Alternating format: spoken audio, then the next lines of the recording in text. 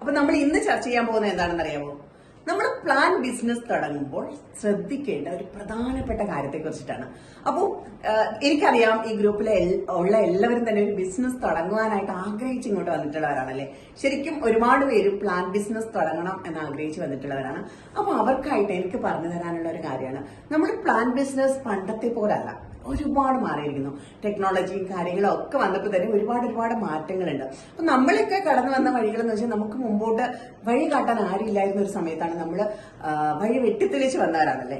പക്ഷെ ഇപ്പോ നമ്മുടെ ഒരു എക്സ്പീരിയൻസിൽ നിന്നും എനിക്ക് കുറെ കാര്യങ്ങളൊക്കെ നിങ്ങളിലേക്ക് ഷെയർ ചെയ്യാൻ പറ്റും, കുറെ കാര്യങ്ങളൊക്കെ പറഞ്ഞു തരാൻ പറ്റും. നമുക്ക് പറ്റിയ തെറ്റുകൾ പറ്റാതിരിക്കാനായിട്ട് കുറെ കാര്യങ്ങൾ പറഞ്ഞു തരാൻ പറ്റും. അപ്പൊ ഞാൻ മനസ്സിലാക്കിയ ഒരു കാര്യമാണ്, ഞാൻ മനസ്സിലാക്കിയെന്ന് മാത്രമല്ല ലോകത്തിൽ പൊതുവേ നടക്കുന്ന ഒരു കാര്യമാണ്, നമ്മൾ എന്ത് ബിസിനസ് ചെയ്യാൻ ഇറങ്ങുമ്പോഴും ഒരു പ്രത്യേക കാര്യത്തിൽ ഫോക്കസ് ചെയ്ത് ബിസിനസ് ചെയ്യുക എന്നുള്ളതാണ്.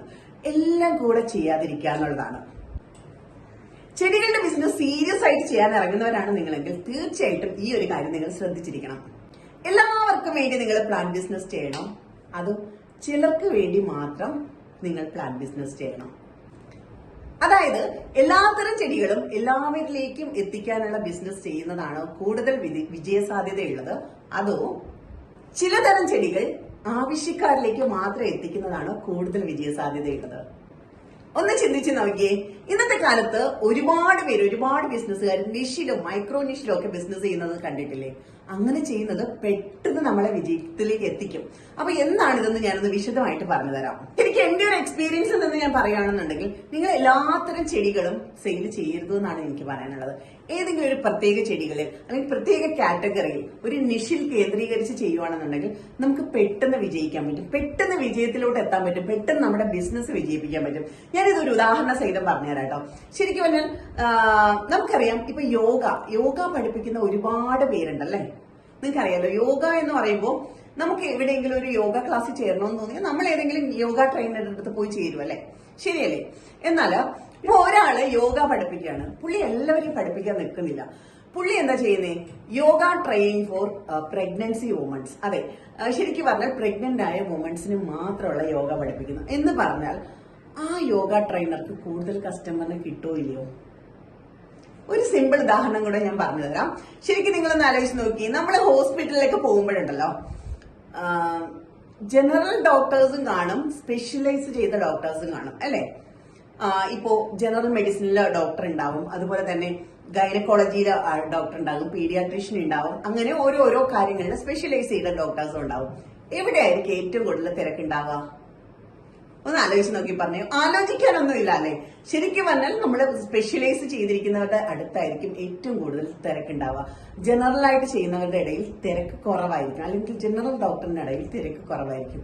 ഇത് തന്നെയല്ലേ ശരിക്കും? അപ്പൊ എല്ലാ ആൾക്കാരും എല്ലാ കാര്യത്തിലും സ്പെഷ്യലൈസ് ചെയ്തിരിക്കുന്നവരിലേക്കാണ് ആദ്യം എത്തുക. അങ്ങനെയുള്ളവരാണ് കൂടുതലും തിരക്കുക, അങ്ങനെയുള്ളവരിൽ നിന്ന് പ്രൊഡക്റ്റ് മേടിക്കാനാണ് കൂടുതലും അവർ ആഗ്രഹിക്കുക. അതുകൊണ്ട് തന്നെ ചെടി ബിസിനസ്സിൽ നമ്മൾ ആ ഒരു ഫോർമുല കൊണ്ടുവരാണെന്നുണ്ടെങ്കിൽ എപ്പോഴും ഏതെങ്കിലും ഒരു പ്രത്യേക കാറ്റഗറിയിൽ നിന്നിട്ട് ബിസിനസ് ചെയ്യുന്നതാണ് പെട്ടെന്നുള്ള വളർച്ചയ്ക്ക് നല്ലത്.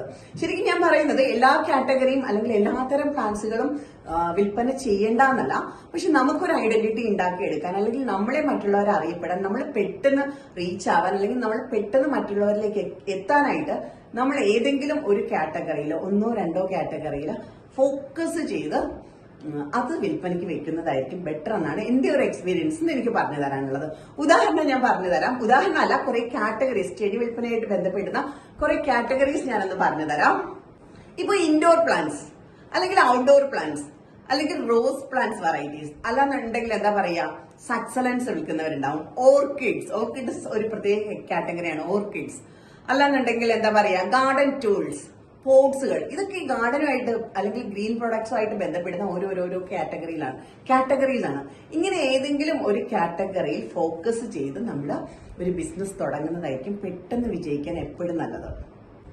ഇപ്പൊ മെഡിസിനൽ പ്ലാന്റ്സ്, അങ്ങനെ ഒരുപാട് കാറ്റഗറീസ് ഉണ്ട്. ഇപ്പൊ മെഡിസിനൽ പ്ലാന്റ്സ് ഒക്കെ പറയുമ്പോൾ നമ്മുടെ കേരളത്തിലെ ഏറ്റവും കൂടുതൽ ഒരുപാട് വെറൈറ്റി മെഡിസിനൽ പ്ലാന്റ്സ് ഉള്ള ഒരു നാടാണല്ലേ കേരളം. അപ്പൊ ശരിക്കും പറഞ്ഞാൽ നോർത്ത് ഇന്ത്യൻസ് ഒക്കെ ഒരുപാട് വെറൈറ്റി മെഡിസിനൽ പ്ലാന്റ്സ് ഇങ്ങനെ കാത്തിരിപ്പുണ്ട്. അപ്പോ അവരൊക്കെ നമ്മുടെ കേരളത്തിലേക്ക് കോണ്ടാക്ട് ചെയ്യുമ്പോൾ അവരൊരു എല്ലാം വിൽക്കുന്ന ഒരു നഴ്സറിയിലേക്ക് വിളിച്ച് ഓർഡർ കൊടുക്കാനായിരിക്കില്ല ശ്രമിക്കുന്നത്. അവര് മെഡിസിനൽ പ്ലാന്റ്സ് എവിടെയാണ് കൊടുക്കുന്നത്, അല്ലെങ്കിൽ മെഡിസിനൽ പ്ലാന്റ്സ് സെയിൽ ചെയ്യുന്ന എത്ര സെല്ലേഴ്സ് ഉണ്ട്, അങ്ങനെ നോക്കിയിട്ട് അവർക്ക് ഓർഡർ കൊടുക്കാനായിരിക്കും ശ്രമിക്കുക. അപ്പൊ ശരിക്കും ഇപ്പൊ ഓർക്കിഡ്സ് നമ്മൾ കണ്ടിട്ടില്ലേ, ഇപ്പൊ ഫേസ്ബുക്കിലായിരുന്നാലും ഇൻസ്റ്റയിലായിരുന്നാലും ഒക്കെ കയറി നോക്കിക്കഴിഞ്ഞാൽ ഓർക്കിഡ്സ് സെയിൽ ചെയ്യുന്നവർ മാത്രം ഒരുപാട് പേരുണ്ടല്ലേ. അപ്പൊ അവരുടെ കയ്യിലായിരിക്കും കൂടുതൽ വെറൈറ്റീസും കാര്യങ്ങളും ഒക്കെ വരിക. അവർ ആ ഒരു ഓർക്കിഡിനെ കുറിച്ച് അല്ലെങ്കിൽ അവർ ചെയ്യുന്ന പ്രൊഡക്റ്റിനെ കുറിച്ച് ആഴത്തിലുള്ള അറിവ് അവർക്കുണ്ടാവും. ഒരു കോമൺ ആയിട്ട് ഒരു ജനറൽ ഗാർഡനിൽ നിൽക്കുന്ന ഒരാൾക്ക് അത്രത്തോളം ആ ചെടികളെ കുറിച്ച് അല്ലെങ്കിൽ അവർ വിൽക്കുന്ന സാധനത്തെ കുറിച്ച് അത്രത്തോളം നോളജ് ഉണ്ടായിരിക്കണമെന്നില്ല. ഇപ്പൊ നമ്മൾ എന്ത് വിൽക്കാൻ ഇറങ്ങിയാലും, ചെടികളുടെ ഏത് കാറ്റഗറി നമ്മൾ വിൽക്കാൻ ഇറങ്ങിയാലും അതിനെക്കുറിച്ച് ആഴത്തിൽ പഠിക്കുക എന്നുള്ളതാണ് നമ്മൾ ആദ്യം ചെയ്യേണ്ട ഒരു കാര്യം. കാര്യം നമുക്ക് നമ്മുടെ പ്രൊഡക്റ്റിനെ കുറിച്ച്, നമ്മൾ വിൽക്കുന്നത് എന്ത് ആണെന്നതിനെ കുറിച്ച് നമുക്ക് നല്ലൊരു നോളജ് ഉണ്ടായിരിക്കണം. എങ്കിൽ മാത്രമേ നമ്മൾ അത് മറ്റുള്ളവരിലേക്ക് എത്തിക്കാൻ പറ്റുള്ളൂ. എങ്കിൽ മാത്രമേ പുതിയ പുതിയ പ്രൊഡക്റ്റുകൾ നമുക്ക് അതിലേക്ക് ആഡ് ചെയ്യാൻ പറ്റുള്ളൂ. അതിനെക്കുറിച്ച് കൂടുതൽ പഠിക്കാനും കൂടുതൽ അറിയാനും പുതിയ പുതിയ വെറൈറ്റീസ് നമുക്ക് കൊണ്ടുവരാനും ഒക്കെ പറ്റുള്ളൂ. അപ്പൊ ഞാൻ പറയുന്നത് എപ്പോഴും നമ്മൾ ഒരു കാര്യത്തിൽ ഫോക്കസ് ചെയ്ത് ബിസിനസ് ചെയ്യുക എന്നുള്ളതാണ്. അപ്പൊ നമ്മൾ ബിസിനസ് തുടങ്ങുമ്പോൾ ശ്രദ്ധിക്കേണ്ട ഒരു പ്രധാനപ്പെട്ട കാര്യം ഇതാണ് കേട്ടോ. അപ്പൊ ഓരോരുത്തർക്കും ഓരോരുത്തരുടെ അഭിരുചി അനുസരിച്ച് അവരവരുടെ നിഷ് കണ്ടുപിടിക്കാവുന്നതാണ്. അല്ലെങ്കിൽ അവരവർ ഏത് കാറ്റഗറി പ്ലാൻസ് ചെയ്യണം, എന്താണ് ബിസിനസ്സിലോട്ട് തുടക്കം ചെയ്യേണ്ടത് എന്ന് തീരുമാനിക്കാം. അപ്പൊ ചിലർക്കായിരിക്കും ഓർക്കിഡ്സ് ആയിരിക്കും ഇഷ്ടം കൂടുതൽ, ഓർക്കിഡ് വിൽക്കാനായിരിക്കും ഇഷ്ടം കൂടുതൽ. അങ്ങനെയുള്ള ഒരു ഓർക്കിഡ് ഫീൽഡിലേക്ക് അത് മാത്രമായിട്ട് ചെയ്യുക എന്നുള്ളതാണ്. അല്ലാതെ ചിലർക്കാണെങ്കിൽ ഇൻഡോർ പ്ലാന്റ്സ് ആയിരിക്കും, ചിലർക്കാണെങ്കിൽ പൂക്കളെ ആയിരിക്കും ഇഷ്ടം. അപ്പൊ റോസ് പ്ലാന്റ്സും മറ്റുള്ള ഫ്ലവറിംഗ് പ്ലാന്റ്സും ഒക്കെ ആയിരിക്കും. ഇപ്പൊ എന്നെ സംബന്ധിച്ച് എനിക്കിഷ്ടം പൂക്കളാണ്, റോസ് പൂക്കളാണ്. അതുകൊണ്ട് തന്നെ ഞാൻ ഫോക്കസ് ചെയ്തിരിക്കുന്ന റോസ് വെറൈറ്റീസിലാണ് കൂടുതലും ഞാൻ ഫോക്കസ് ചെയ്തിരിക്കുന്നത്. അതുപോലെ തന്നെ എന്താ പറയാ, മാർക്കറ്റിൽ വിൽപ്പനയ്ക്കില്ലാത്ത അല്ലെങ്കിൽ റയർ വെറൈറ്റീസ് പൂച്ചെടികൾ, പഴയകാല പൂച്ചെടികളിലൊക്കെയാണ് ഞാൻ ഫോക്കസ് ചെയ്തിരിക്കുന്നത്.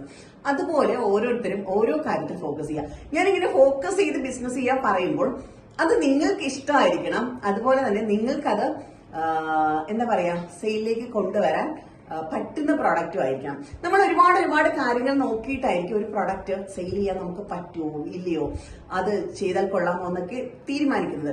ഇപ്പൊ ഞാൻ എന്റെ എക്സ്പീരിയൻസിൽ നിന്നിട്ട് ഒരു കാര്യം പറഞ്ഞു തരാം. ഞാൻ എടുത്തിരിക്കുന്നത് കൂടുതൽ, എന്റെ ഭാഗത്തുനിന്ന് സെയിലായി പോകുന്നത് കൂടുതലും റോസ് പ്ലാന്റ്സും റെയർ പൂച്ചെടികളും ഒക്കെയാണ്. അപ്പൊ ഇതെന്ന് വെച്ചാൽ റിസ്ക് കൂടുതലുള്ള പ്ലാന്റ്സ് ആണ്. നമുക്കറിയാം റോസ് പ്ലാന്റ്സ് ഒക്കെ അധിക ദിവസമൊന്നും കൊറിയറിൽ ഇരിക്കില്ല. നമ്മൾ കൊറിയറൊക്കെ അയച്ചു കഴിഞ്ഞാൽ മാക്സിമം കേരളത്തിനുള്ളിൽ 2-3 ദിവസത്തിനുള്ളിൽ കളക്ട് ചെയ്യണം. പക്ഷേ നോർത്ത് ഇന്ത്യയിലേക്ക് പോകുമ്പോൾ നമുക്കൊരു 5-6 ദിവസമൊക്കെ ആണെങ്കിൽ റോസ് പ്ലാന്റ്സ് ഒക്കെ നന്നായിട്ട് കിട്ടും. പക്ഷെ 10, 12, 13 ദിവസമൊക്കെ എടുക്കുകയാണെന്നുണ്ടെങ്കിൽ ഡാമേജ് ആയി പോകാനും കംപ്ലൈന്റ്സ് വരാനും ഒക്കെ ചാൻസ് ഉണ്ട്. അപ്പൊ നിങ്ങൾക്ക് അത്രത്തോളം റിസ്ക് ഒന്നും ഏറ്റെടുക്കാൻ താല്പര്യം ഇല്ലാത്തവരാണെന്നൊക്കെ ഉണ്ടെങ്കിൽ ഞാൻ പറയുന്നത് ഇൻഡോർ പ്ലാന്റ്സിലോ ഓർക്കിഡ്സിലോ അതുപോലെയുള്ള സക്സലൻസ് അങ്ങനെയുള്ള പ്ലാന്റുകളിലേക്കൊക്കെ ഫോക്കസ് ചെയ്യുന്നതായിരിക്കും ബെറ്റർ. കാരണം നമുക്കറിയാം ഇപ്പൊ indoor plants, shade plants, adenium plants ഇങ്ങനെയുള്ള പ്ലാന്റ്സുകൾ എന്ന് പറഞ്ഞാൽ പെട്ടെന്ന് നമുക്ക് കംപ്ലൈന്റ് വരില്ല. ഒരാൾക്ക് അയച്ചു കൊടുത്താലും കംപ്ലൈന്റ് വളരെ കുറവായിരിക്കും. കാര്യം 10-15 ദിവസമൊക്കെ കൊറിയറിൽ ഇരുന്നാലും വലിയ കേടുപാടുകളൊന്നും ഇല്ലാതെ തന്നെ കസ്റ്റമറിന് കിട്ടുന്ന പ്ലാന്റ്സുകളാണ്. അതായത് തുടക്കക്കാർക്ക് റിസ്ക് കുറവാണ് ഇങ്ങനെയുള്ള പ്ലാന്റുകൾ ബിസിനസ് ചെയ്യാനായിട്ട്. പിന്നെ ഉള്ളതെന്ന് വെച്ചാൽ നമ്മളിപ്പോ ഓർക്കിഡ്സ് ആയിരുന്നാലും അങ്ങനെ തന്നെയാണല്ലോ. ഓർക്കിഡ്സ് ഒക്കെ അയച്ചാലും നമുക്ക് 10-20 ദിവസം ലേറ്റ് ആയാലും പ്രത്യേകിച്ച് കേടുപാടുകളൊന്നും വരില്ല. പിന്നെ ഉള്ളത് നമ്മളിപ്പോ മെഡിസിനൽ പ്ലാന്റ്സ് ഒക്കെ നോക്കുകയാണെന്നുണ്ടെങ്കിൽ ഒത്തിരി പേര് മെഡിസിനൽ പ്ലാന്റ്സിന്റെ വെറൈറ്റീസ് അന്വേഷിച്ച് നടക്കുന്ന ഒരുപാട് പേരുണ്ട്. എന്താ, മത്സരം കുറവാണല്ലേ. മത്സരം കുറവായിരിക്കും, നിങ്ങൾക്ക് ഒരുപാട് ഓർഡർ കിട്ടും, നന്നായിട്ട് നിങ്ങൾക്ക് മറ്റുള്ളവരിൽ എത്തിച്ചു കൊടുക്കാൻ പറ്റും. അപ്പൊ നമ്മുടെ അഭിരുചിയും അതോടൊപ്പം തന്നെ നമുക്ക് കൂടുതൽ ബിസിനസ് സാധ്യതകൾ ഉള്ളതും ഒക്കെ നോക്കിയിട്ടായിരിക്കണം നിങ്ങൾ എന്ത് ചെടികൾ വിൽപ്പന ചെയ്യണം എന്നുള്ള കാര്യത്തിൽ ഒരു തീരുമാനം എടുക്കാനായിട്ട്. അപ്പൊ എനിക്ക് പറയാനുള്ള എന്താണെന്ന് വെച്ചാൽ, പിന്നെ നോക്കേണ്ടതെന്ന് വെച്ചാൽ നമ്മൾ കണ്ടന്റ് ക്രിയേഷൻ പോസിബിലിറ്റി കൂടെ നോക്കണം. നമ്മളിപ്പോ എന്ത് പ്രോഡക്റ്റ് എടുത്താലും, ഇപ്പൊ ഓർക്കിഡ്സ് എടുത്താലും ഇൻഡോർ പ്ലാന്റ്സ് എടുത്താലും അതുപോലെ തന്നെ മെഡിസിനൽ പ്ലാന്റ്സ് എടുത്താലും എന്ത് തന്നെ ആയിരുന്നാലും നമുക്ക് എപ്പോഴും കണ്ടന്റ് ക്രിയേറ്റ് ചെയ്യാനായിട്ട് അതിൽ എസെൻസ് ഉണ്ടാവണം. ഫോർ എക്സാമ്പിൾ ഇപ്പൊ മെഡിസിനൽ പ്ലാന്റ്സ് ഒക്കെ ആണെങ്കിൽ ഓരോ മെഡിസിനൽ പ്ലാന്റ്സിനെ കുറിച്ച് നമ്മൾ പഠിക്കാൻ ഇറങ്ങിക്കഴിഞ്ഞാൽ പറഞ്ഞു കൊടുക്കാൻ ഒരുപാട് കഥകളും ഒരുപാട് കാര്യങ്ങളും ഒരുപാട് ഗുണങ്ങളും ഒക്കെ ഉണ്ടായിരിക്കും അല്ലെ.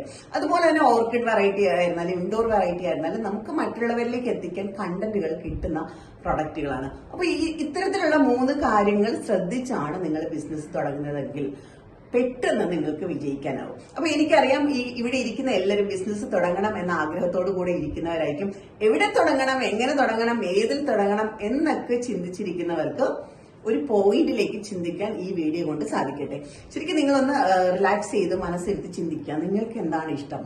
ഞാനിപ്പോ കുറെ കാറ്റഗറീസ് പറഞ്ഞു തന്നു. ആ കാറ്റഗറിയിൽ നിങ്ങൾക്ക് എന്താ ചെയ്യാനാണ് താല്പര്യം, എന്ത് ചെയ്താലാണ് നിങ്ങൾക്ക് പെട്ടെന്ന് വിജയിക്കാനാവുക, അല്ലെങ്കിൽ നിങ്ങൾക്ക് എന്താണ് ഈസി ആയിട്ട് ചെയ്യാനാവുക. ഇപ്പം പോട്ട്സ് മാത്രമായിട്ട് വിൽക്കുന്നവരുണ്ട്, ഗാർഡൻ ടൂൾസ് മാത്രമായിട്ട് വിൽക്കുന്നവരുണ്ട്. അതൊന്നും വലിയ റിസ്കേ ഇല്ല. നമുക്ക് കൊറിയർ അയച്ചു, ഡിലേ ആയി, കേടായി പോയി, അങ്ങനത്തെ കാര്യങ്ങളൊന്നും വരുന്നേയില്ല. അപ്പൊ അത് എവിടുന്ന് അതിൽ ഫോക്കസ് ചെയ്താലോ, അതിൽ സാധ്യതയുണ്ടോ, അതിനെ കുറിച്ചൊക്കെ പഠിക്കാനും അങ്ങനെയുള്ള ഏതെങ്കിലും ഒരു കാര്യത്തിലേക്ക് ഫോക്കസ് ചെയ്ത് ബിസിനസ് തുടങ്ങാനും ശ്രമിക്കാം. അപ്പൊ തുടക്കം എന്ന നിലയിൽ എന്റെ ഈ വീഡിയോ നിങ്ങൾക്ക് ഉപകാരപ്രദമാവുമെന്ന് ഞാൻ വിശ്വസിക്കുന്നുണ്ട്. അപ്പോൾ എന്തെങ്കിലും സംശയങ്ങൾ ഉണ്ടെന്നുണ്ടെങ്കിൽ നിങ്ങൾക്ക് തീർച്ചയായിട്ടും ഈ വീഡിയോയുടെ കമന്റ് ബോക്സിൽ ചോദിക്കാവുന്നതാണ്. അടുത്ത ദിവസങ്ങളിൽ അതിന്റെ ആൻസർ ആയിട്ട് ഞാൻ വരുന്നതായിരിക്കും. അപ്പോൾ എല്ലാവർക്കും നല്ലൊരു ദിവസം ആശംസിക്കുന്നു. അടുത്ത ദിവസം അടുത്ത വീഡിയോ ആയിട്ട് വരുന്നതായിരിക്കും. ടാറ്റാ.